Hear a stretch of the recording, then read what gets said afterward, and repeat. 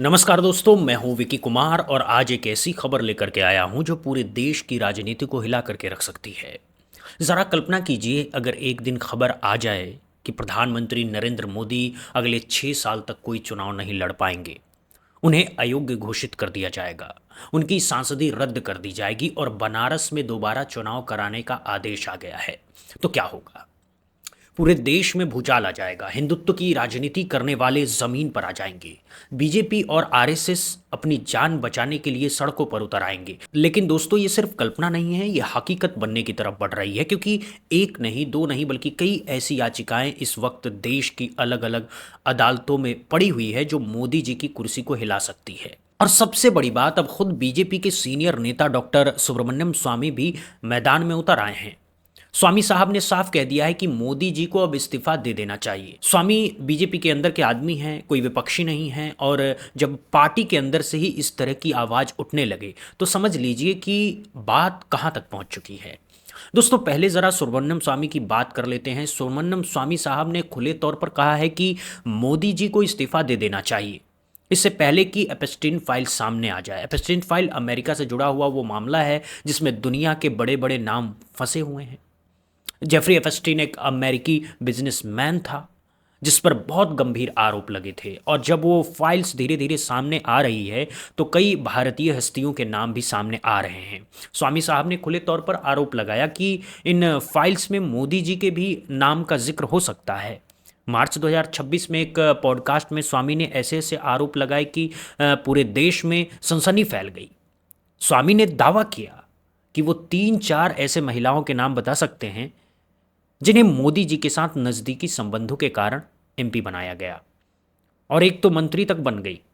इन आरोपों की video social media पर करीब 14 लाख से ज़्यादा बार देखी गई है। और यहाँ इन आरोपों को सही या गलत नहीं ठहरा रहा हूँ, क्योंकि इनकी न्यायिक जांच होनी चाहिए। लेकिन दोस्तों, बात यह है कि जब बीजेपी के अपने सीनियर नेता, जो पूर्व केंद्रीय कानून मंत्री रह चुके हैं, जो हार्वर्ड यूनिवर्सिटी में प्रोफेसर रह चुके हैं, जो अर्थशास्त्री हैं, ऐसा शख्स अगर ये आरोप लगा रहा है तो जांच तो होनी ही चाहिए। स्वामी ने यह भी कहा है कि नरेंद्र मोदी ने भारतीय राजनीति में इतनी गंदगी फैला दी है जिसे शब्दों में बयां नहीं किया जा सकता है। स्वामी के मुताबिक ये सब कुछ पार्टी के सिद्धांतों के खिलाफ है। यानी बीजेपी के अंदर का आदमी ही कह रहा है कि मेरी पार्टी ने अपने सिद्धांत छोड़ दिए हैं और इसकी वजह है नरेंद्र मोदी। स्वामी की बातों के बाद इस मामले में अंदर की राजनीति और गर्म हो गई है। कहा जा रहा है कि आरएसएस के अंदर भी इस मुद्दे पर तीखी बहस चल रही है। संघ और पदाधिकारी मान रहे हैं कि मोदी और शाह की जोड़ी अब बीजेपी के लिए बोझ बन गई है, लेकिन इनको बदलना भी आसान नहीं है, क्योंकि पूरी सत्ता की चाबी इन्हीं दो लोगों के हाथ में है, और इनको हटाने का मतलब है कि पूरी सरकार को दांव पर लगाना। इसीलिए संघ धीरे धीरे चल रहा है, स्वामी जैसे आवाजों को हवा दे रहा है, लेकिन खुलकर के सामने नहीं आ रहा है। अब बात करते हैं दूसरे बड़े मुद्दे की, जो असल में कोर्ट में चल रहा है। एडवोकेट आनंद एस जोधले नाम के एक वकील ने दिल्ली हाई कोर्ट में एक याचिका दाखिल की थी, जिसमें उन्होंने मांग की थी कि प्रधानमंत्री मोदी को 6 साल के लिए चुनाव लड़ने से अयोग्य घोषित किया जाए। ये कोई मामूली याचिका नहीं थी, इसमें ठोस सबूत के साथ बताया गया था कि 6 अप्रैल को उत्तर प्रदेश के पीलीभीत में मोदी जी ने एक चुनावी रैली की थी, और उस रैली में उन्होंने खुले तौर पर हिंदू देवी देवताओं और सिख गुरुओं का जिक्र किया था। मतलब क्या? मतलब उन्होंने धर्म के नाम पर वोट मांगा।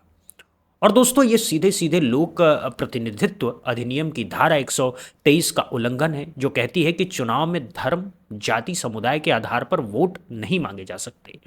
ये करप्ट प्रैक्टिस मानी जाती है, यानी कि भ्रष्ट आचरण। और अगर ये साबित हो जाए तो उम्मीदवार का चुनाव रद्द किया जा सकता है और उसे 6 साल तक चुनाव लड़ने से रोका जा सकता है। अब आप सोचिए, अगर ये कानून वाकई में लागू हो जाए तो मोदी जी की क्या हालत होगी। लेकिन दोस्तों, दिल्ली हाई कोर्ट ने यह याचिका खारिज कर दी है। हाई कोर्ट का कहना है कि हम चुनाव आयोग को आदेश नहीं दे सकते। अब यहाँ असली सवाल उठता है दोस्तों, चुनाव आयोग अब क्या इतना बड़ा हो गया है कि वो सभी संस्थाओं का बाप बन गया है? भाई, अगर चुनाव आयोग नियमों का उल्लंघन देखकर भी चुप है तो क्या न्यायपालिका का काम नहीं है कि वो चुनाव आयोग को कहे कि तुम अपना काम करो? हमारे देश में तो हर संस्था दूसरी संस्था के काम पर नजर रखती है। सुप्रीम कोर्ट संसद के बनाए कानून को भी रद्द कर सकता है, तो चुनाव आयोग को क्यों नहीं आदेश दे सकता? ये कैसा तर्क है? और आपको बता दूं दोस्तों, ये चुनाव आयोग वही है जो राहुल गांधी को हर छोटी बात पर नोटिस भेज देता है, कांग्रेस को हर मुद्दे पर घेरता है, विपक्ष के खिलाफ तुरंत एक्शन लेता है। लेकिन जब मोदी जी हिंदू मुसलमान की बात करते हैं, जब मंगलसूत्र वाली बात करते हैं, जब घुसपैठिए वाली बात करते हैं, तब चुनाव आयोग को कुछ नहीं सुनाई देता, तब कान बंद हो जाते हैं। तो ये कैसा दोहरा मापदंड है? जनता सब देख रही है, और यही वजह है कि आज देश की जनता को चुनाव आयोग की निष्पक्षता पर विश्वास नहीं रहा। खुद बनारस के अजय राय, जो 2024 में मोदी के खिलाफ चुनाव लड़ रहे थे, कांग्रेस के नेता हैं, जो वो खुल करके कह चुके हैं कि मोदी जी असल में चुनाव हारे थे। शुरुआती 7 राउंड तक वो आगे थे, फिर अचानक कई घंटे तक आंकड़े रुक गए, कोई अपडेट नहीं आया, और जब आंकड़े आए तो चौंकाने वाले तरीके से मोदी जी जीत गए। अजय राय ने खुद को असली सांसद बनारस का घोषित कर रखा है। ये पूरी कहानी हमारे लोकतंत्र की सच्चाई बयां करती है। अब दोस्तों, तीसरा मामला और भी दिलचस्प है। एक संत जो खुद 2024 का चुनाव मोदी जी के खिलाफ बनारस से लड़ना चाहते थे, उनका नाम है विजय नंदन। ये मध्य प्रदेश के सिवनी जिले के हैं, जनहित किसान पार्टी के नेता हैं। इन्होंने बनारस से नामांकन भरा, लेकिन जिला निर्वाचन अधिकारी ने उनका नामांकन खारिज कर दिया।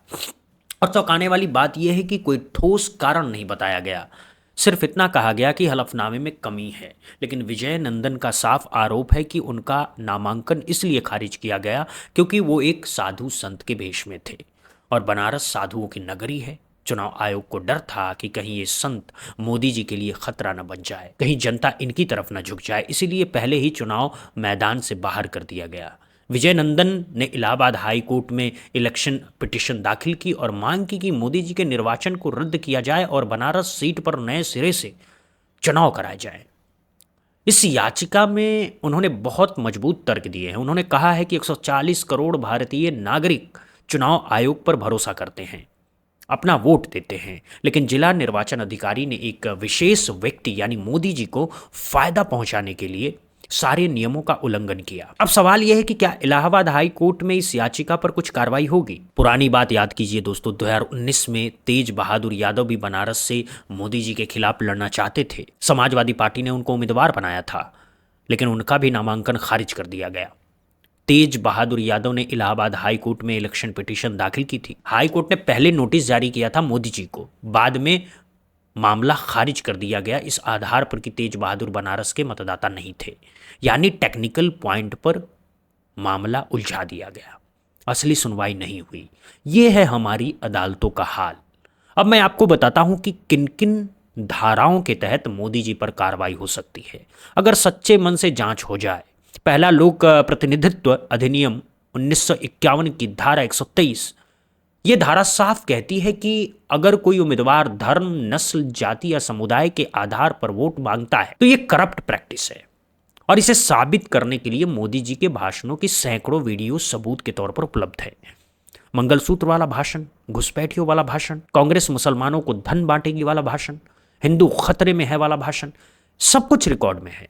दूसरा, धारा 125। ये धारा कहती है कि कोई भी उम्मीदवार अपने भाषण या लेखन के जरिए धर्म, जाति के आधार पर लोगों में दुश्मनी ना फैला सकता है, और अगर करे तो 3 साल तक की सजा हो सकती है। तीसरा, इंडियन पीनल कोड की धारा 153A, जो अब भारतीय न्याय संहिता में धारा 196 है, ये धारा भी हिंदू मुसलमान करके धर्म के आधार पर वैमनस्य फैलाने पर लगती है। इसमें भी 3 साल तक की सजा का प्रावधान है। चौथा, अगर मोदी जी पर 2 साल या उससे अधिक की सजा वाला कोई मामला साबित हो जाता है तो लोक प्रतिनिधित्व अधिनियम की धारा 8 के तहत वो अपने आप ही सांसदी से अयोग्य हो जाएंगे। यही धारा राहुल गांधी पर भी लगी थी मानहानि केस में, जब उन्हें 2 साल की सजा हुई थी। यही धारा लगते ही राहुल गांधी की सांसदी चली गई थी। तो मोदी जी पर भी अगर ये धारा लग जाए तो उनकी सांसदी भी जा सकती है। 5वां धारा है 8A, जो कहती है कि करप्ट प्रैक्टिस साबित होने पर उम्मीदवार को 6 साल तक चुनाव लड़ने से अयोग्य ठहराया जा सकता है। यही तो आनंद जोधले वाली याचिका में मांग की गई थी। तो कानून बहुत साफ है दोस्तों। कानून के मुताबिक अगर ठीक से जांच हो तो मोदी जी पर आधा दर्जन धाराओं में कार्रवाई हो सकती है, लेकिन जांच कौन करेगा? जांच तब होगी जब चुनाव आयोग स्वतंत्र होगा, न्यायपालिका निर्भीक होगा और मीडिया सच बताएगा। लेकिन अभी तो हाल यह है कि हमारे देश की कई संस्थाएं सरकार की चरण वंदना में लगी है। जज लोया का मामला सबको याद है। जिन जजों ने सरकार के खिलाफ फैसले सुनाए उनका क्या हश्र हुआ, और जिन जजों ने सरकार को खुश किया वो रिटायरमेंट के बाद राज्यपाल बने, राज्यसभा सांसद बने, बड़े बड़े ओहदे पर गए। तो इस सिस्टम में सच का साथ कौन देगा? लेकिन एक बात याद रखिए दोस्तों, सच को हमेशा दबाया नहीं जा सकता। सच अपना काम करता है। कल तक जो नेता खुद को अजर अमर समझते थे, आज उनके खिलाफ बीजेपी के अपने ही लोग बोल रहे हैं। सुब्रमण्यम स्वामी अकेले नहीं हैं, कई और सीनियर नेता भी अंदर ही अंदर बगावत की तैयारी में हैं, बस मौका देख रहे हैं। और मौका आ भी सकता है। आरएसएस अगर एक बार ठान ले कि मोदी जी को हटाना है तो हट सकते हैं। संघ ने इससे पहले भी बड़े बड़े नेता संभाले हैं, हटाए हैं। अटल बिहारी वाजपेयी जी को भी मैनेज किया, आडवाणी जी को भी मैनेज किया, मुरली मनोहर जोशी को भी हाशिए पर धकेला। मोदी जी को भी संघ मैनेज कर सकता है, लेकिन इसमें वक्त लगेगा। दोस्तों एक बात और बताना जरूरी है, मोदी जी की खासियत यह है कि वो हर मुद्दे को धर्म से जोड़ देते हैं। कभी सैनिकों की शहादत पर वोट मांगते हैं, कभी बालाकोट का जिक्र करते हैं, कभी राम मंदिर की बात करते हैं, कभी काशी विश्वनाथ कॉरिडोर का बखान करते हैं, लेकिन असली मुद्दे पर चुप रहते हैं। बेरोजगारी पर मुंह नहीं खोलते, महंगाई पर बात नहीं करते, किसानों के मुद्दे पर मौन रहते हैं, पेपर लीक पर मौन हो जाते हैं, मणिपुर पर मौन है, पहलगाम पर मौन है। लेकिन जब वोट मांगने का समय आता है तो हिंदू मुसलमान करने लगते हैं, जात पात की राजनीति करने लगते हैं। यही उनके काम करने का तरीका है। और अब जनता सब समझ चुकी है। जनरेशन जेड के छात्र सड़कों पर उतरे, बुजुर्ग भी बोलने लगे, किसान पहले से नाराज हैं, पहलवान अब भी दुखी हैं। महिला पहलवानों को दिल्ली की सड़कों पर घसीटा गया, उनको आज तक इंसाफ नहीं मिला। ब्रिजभूषण शरण सिंह को बीजेपी ने बचा लिया। ये सब जनता याद रख रही है। अब वापस मुद्दे पर आते हैं दोस्तों। ये जो पिटीशन विजय नंदन ने इलाहाबाद हाई कोर्ट में दाखिल की है, ये अगर सुनवाई के लिए मंजूर हो जाए तो एक ऐतिहासिक मौका बन सकता है। पहली बार शायद अदालत मोदी जी के चुनाव पर सवाल उठाएगी, और अगर मामला आगे बढ़ता है तो चुनाव आयोग को भी जवाब देना पड़ेगा। हालांकि पुराने अनुभव के आधार पर उम्मीद कम है, लेकिन उम्मीद पूरी तरह से खत्म नहीं हुई है। कभी कभी कोई एक जज ऐसा आ जाता है जो अपने कर्तव्य को समझता है, संविधान को समझता है और सच्चा फैसला सुनाता है। ऐसे जज हमारे देश के लिए उम्मीद हैं। बस उन्हीं जजों के भरोसे लोकतंत्र चल रहा है। तो कुल मिलाकर के बात यह है दोस्तों, कोर्ट में एक साथ कई याचिकाएं मोदी जी के खिलाफ पड़ी हैं। संत विजय नंदन ने इलाहाबाद हाई कोर्ट में सांसदी रद्द करने की मांग की है। एडवोकेट आनंद जोधले ने दिल्ली हाई कोर्ट में 6 साल के बैन की मांग की थी, हालांकि वो खारिज हो गई है। बीजेपी के अंदर से सुब्रमण्यम स्वामी लगातार इस्तीफे की मांग कर रहे हैं। एप्स्टीन फाइल का मामला भी बीच बीच में उठ रहा है। सड़क से लेकर के संसद तक अमित शाह और नरेंद्र मोदी दोनों के इस्तीफे की मांग हो रही है। मल्लिकार्जुन खड़गे, राहुल गांधी, अभिजीत दीपके, अखिलेश यादव, ममता बनर्जी, तेजस्वी यादव, स्टालिन सब एक साथ खड़े हैं। और इस पूरी लड़ाई के बीच में मोदी जी बीच रात को इंस्टाग्राम पर रील डाल करके माफी की बात कर रहे हैं। धर्मेंद्र प्रधान का इस्तीफा हो गया, शहजाद पूनावाला ने पार्टी छोड़ दी, पप्पू यादव पर हमला हो गया। बीजेपी का पूरा इकोसिस्टम टूटता जा रहा है और मोदी जी अकेले रह गए हैं अमित शाह के साथ। कब तक ये अकेलापन चलेगा ये देखना है। लेकिन एक बात तो साफ है, समय बदल रहा है, हवा का रुख बदल रहा है। जो लोग कल तक अजय दिख रहे थे आज सवालों के घेरे में हैं, और जनता का सब्र भी अब जवाब देने लगा है। इस पूरे मामले पर आप लोगों की क्या राय है नीचे कमेंट में ज़रूर बताइएगा। क्या आप मानते हैं कि मोदी जी को अजय ठहराया जाना चाहिए? क्या धर्म के नाम पर वोट मांगना गुनाह है? क्या सुब्रमण्यम स्वामी की बातों में दम है? क्या इलाहाबाद हाई कोर्ट संत विजय नंदन की याचिका पर सुनवाई करेगा? अपने विचार जरूर लिखिएगा। वीडियो अच्छा लगा हो तो लाइक कीजिएगा, दोस्तों को शेयर कीजिएगा, और अगर चैनल पर नए हैं तो सब्सक्राइब जरूर करिएगा।